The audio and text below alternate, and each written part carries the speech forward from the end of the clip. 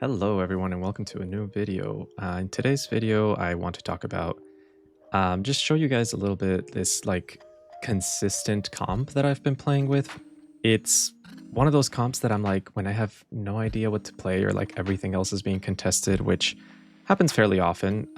This is a very like nice comfort pick reroll comp that I've been using a lot, and I kind of just wanted to talk about why it's so flexible, why it's so consistent, and how to play it. So this this comp is very similar to like other reroll comps where you just have like a front line and two carries in the back. The two synergies that I'm using for carry here are Form Swapper, which also just adds to how flexible the comp is. This is something that like if I ever get a Gangplank early or Swain early, which happens quite a bit, with the blue orbs at the start, or if you just get lucky and like find a Gangplank early, this is something that I just like think is very easy to lean towards, especially for like mid game, early game, and even like early stages of late game when you're trying to like pivot into a cap board. This kind of will allow you to get there fairly easily. So this is a 3-cost reroll comp. It's all about getting Gangplank and Swain or Swain.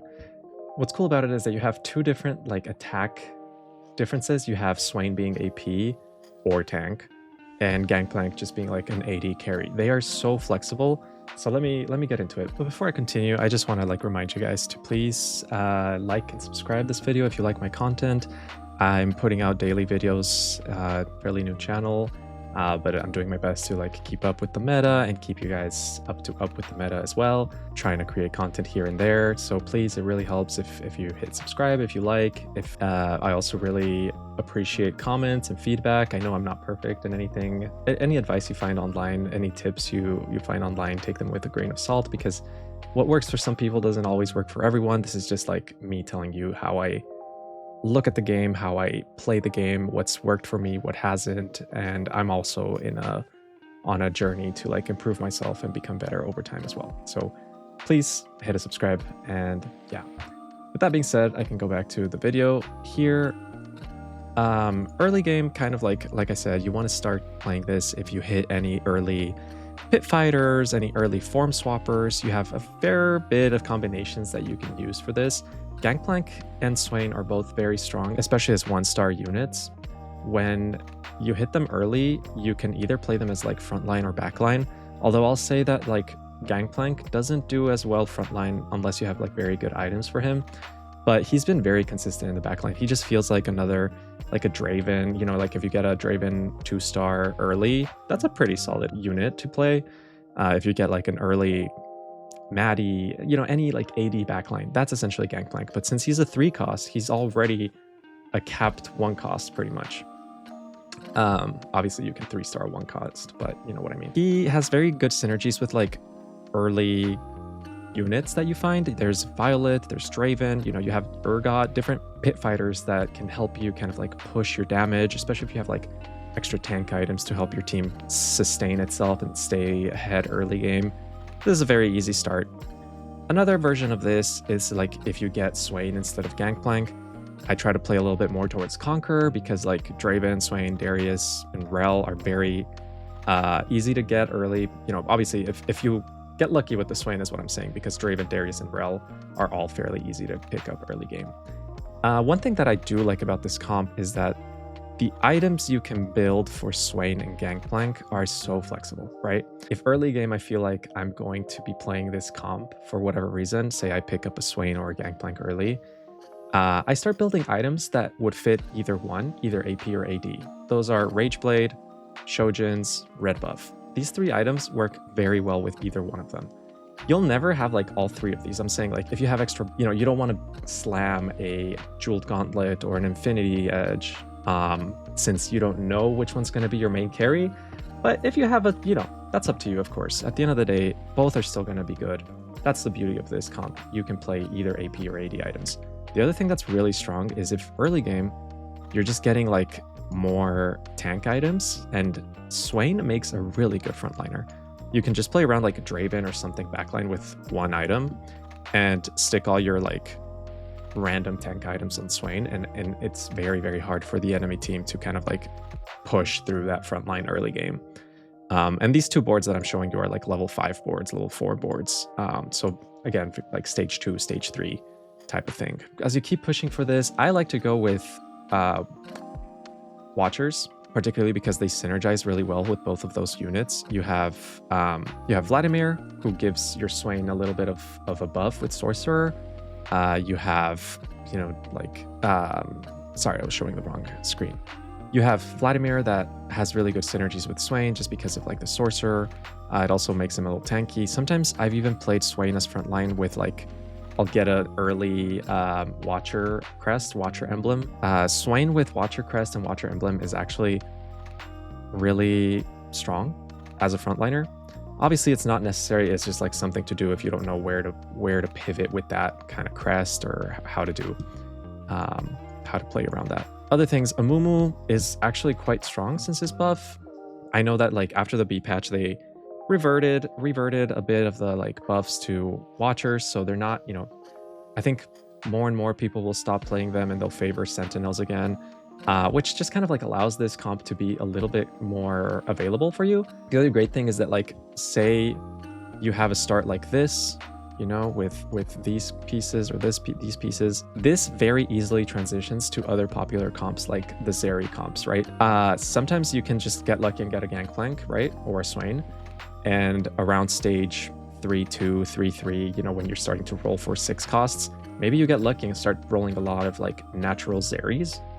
And that's a very, very, very easy pivot, particularly with like the items that you're building here. So again, the purpose of this comp is its flexibility and its consistency, not exactly, this is not like a comp that you're always going to be pushing for first. This is more like a 3rd place, 2nd place comp that can get you to 1st place if you just kind of like manage everything really well, or if you get insanely lucky. But at the end of the day, like, you don't need to get 1st every game to climb. I mean, like, if you're hitting 4th place every single game, you're just the best player in the world, because that means you're always climbing, right? It may be the slowest climb ever, but you're always climbing. And that's what matters at the end of the day. Cool. So this is a more like capped version of this that I think is like one of my favorite transitions. Here, I drop 2 of the Watchers. I go, instead of going 6 Watchers, I drop 2 of them, and this is when I start getting like Elise, Jace, LeBlanc. You know, if I'm starting to hit these like early legendaries, this just kind of like works fairly well. Scar is a monster. I don't like Scar 3-star. What I really like about this comp is that since it's a level 7 reroll comp because of the 3 costs, you can get lucky and get Scar 3. I also think he's not as contested anymore with those nerfs, and because more the people who are playing Zeri are kind of like leaning towards Sentinel at the moment. Scar 3 is a really, really strong tank, so don't sleep on him. This comp works well if you get a Firelight emblem. It works well if you get a Watcher emblem. It works well if you get Sorcerer emblem, because in this version that I'm showing you, you end up getting like 3 Sorcerers, which is not ideal. I kind of like throw in a LeBlanc to get that Cyan there, since we have the, you know, like Vladimir Elise already working. But if you get like a Sorcerer crest, you can throw that into, you know, really anyone at this point. It doesn't matter too much. You're just kind of buffing your units. The other reminder that I'm showing regarding items is the items that I'm showing here are just there to like show you flexible items on them, not exactly their best in slot. Rageblade works well on both. Shojin's works well on both. They're also very good options to throw into LeBlanc or Jace. So like, let's say you didn't hit a 3-star. Let's say you left your Swain on 2-star and you hit your Gangplank 3-star, right? Fantastic. Now you can just like do this. This is already very strong. And again, I've just kind of like been playing through this, not having a lot of issue. If someone in your lobby is playing, if 1 or 2 people are playing Black Rose, you may struggle to find those Swains, but you can still focus on the Gangplank, right? If people are playing either like Family or Pit Fighter, then your Gangplanks may not be available, so maybe you can lean into Swain. So if lobby has Black Rose, then focus GP. If people are playing Family and Pit Fighter, focus Swain, right? this is the point of this comp, is that it's easy to follow. It's easy to kind of like stick with throughout the entirety of the game. Really the only times you're not going to be doing well with this comp is if you're not scouting at all, if you're low rolling like crazy. But like, you know, if you're low rolling like crazy, you're going to get 7th or 8th anyway, regardless of the comp you're playing.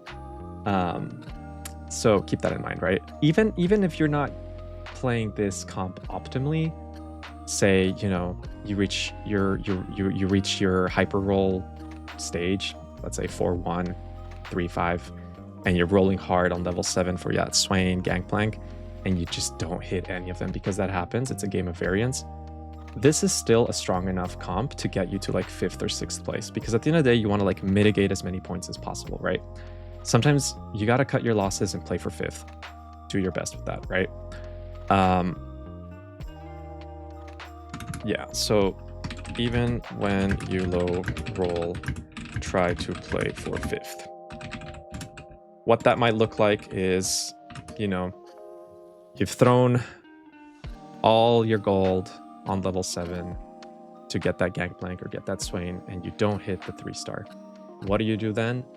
You have to start accumulating gold again to push to level 8 to continue that tempo that you have, right? Other people are going to be pushing for like level 8 with either they already have their like 2-cost reroll comp ready, or they're going for like Enforcer or Rebel or something in the vertical sense towards level 8.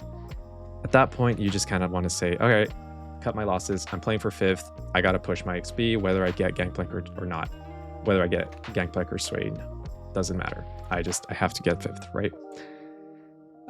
That's just a good lesson for like any comp that you're trying to play, whether you're hard forcing or playing flex. It's always keeping in mind that like you're not always going to be top 4. Try to play for 5th. That's important. Anyway, I think with that being said, I kind of just want to remind you all to like and subscribe this video. I may make a live commentary version of a game where I play this comp, just to kind of like show everyone what decisions I make, what goes into my headspace. So like I'll be on the lookout as I'm playing. If there's a game where I'm like, oh, this is a form swap or reroll game, I'm gonna record this and make a video for y'all to watch and study if it's helpful. I don't know. Hopefully you enjoyed this video. Again, please don't forget to like and subscribe. And with that being said, thank you so much. Happy rolling and have a good one.